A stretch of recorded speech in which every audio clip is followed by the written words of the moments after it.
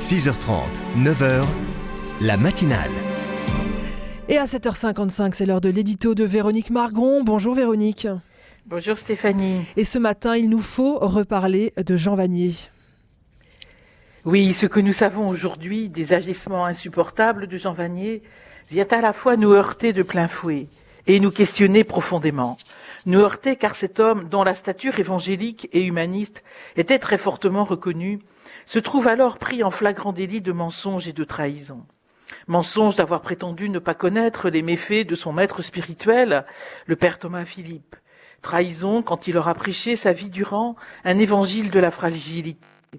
Car comment dire et écrire cela avec tant de charisme, de force, lui donner visage à travers le travail si magnifique de l'Arche et en même temps abuser de la fragilité des femmes qui furent ses victimes.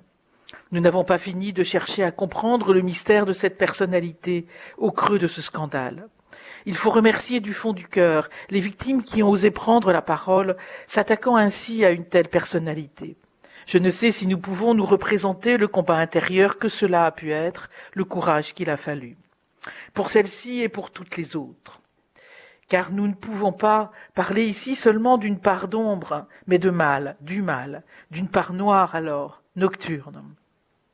Nous questionner aussi au-delà de Jean Vanier, sans doute. Nous avons besoin, et c'est bien normal, de figures d'identification pour avancer en humanité et dans le chemin de la foi. Mais il y a un problème réel, une impasse même, je crains, à trop les magnifier, à les considérer comme de saints hommes, parfois à les statufier même de leur vivant. Tout cela est trop, et surtout nous conduit à abandonner tout esprit critique à leur égard, toute vigilance élémentaire. Oui, il est des femmes et des hommes qui ont des intuitions magnifiques, qui ouvrent des brèches afin que l'humain le soit davantage, que la solidarité progresse, que le respect de chacun et l'estime qui lui est due en toutes conditions et circonstances soient à l'œuvre en nos sociétés. Mais gardons-nous de les regarder alors comme des êtres à part.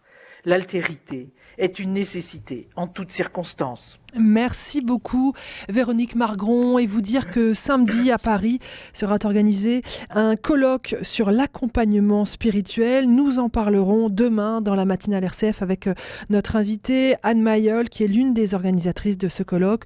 Qu'est-ce que l'accompagnement spirituel ? Comment doit-il se préparer, se concevoir pour qu'il n'y ait pas de dérive comme on en a trop entendu parler ces derniers temps ? Merci Véronique Margron, cet édito on le retrouve sur rcf.fr.